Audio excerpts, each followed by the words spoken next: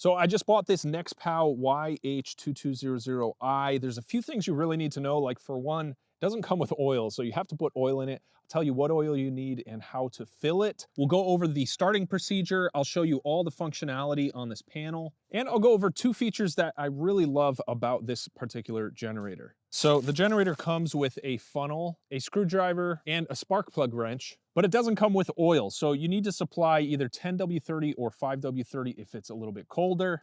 And to fill the oil, you need to remove this blue panel, which is held on by two screws.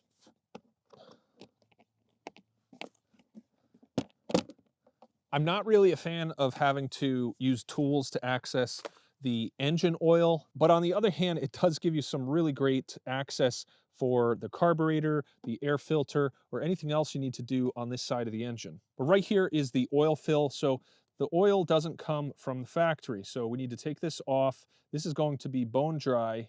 And using the funnel, we can add 11 ounces of oil to the engine. And we can check it with the dipstick. And once we've got that full, put everything back together. So it's got a couple of plastic posts here in addition to the screws. So you just pop that in, press that on.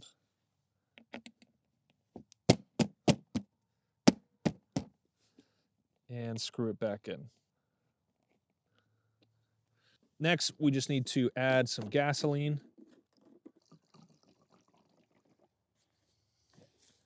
There we go. Next, we need to make sure the air vent is on the gas fill cap. On the side, you need to make sure the selector is in the choke position. So that's for starting the generator. And then we'll give it a pull.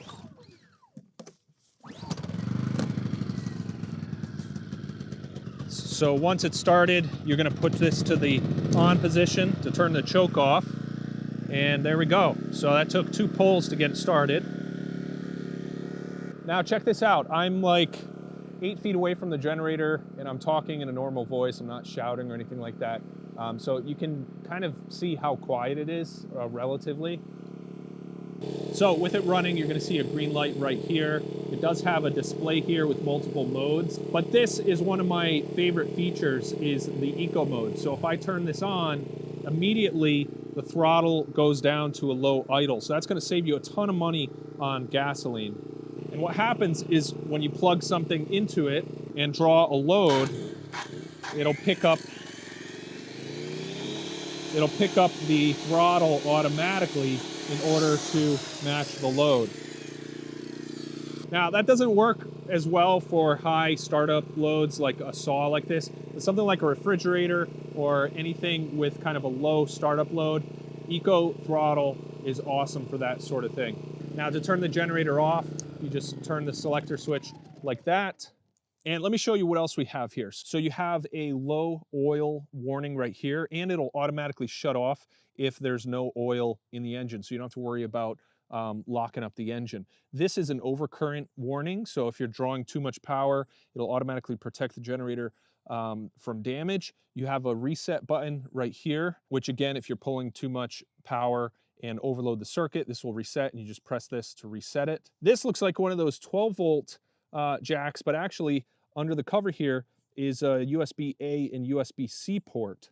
So you can charge your phone and other mobile devices.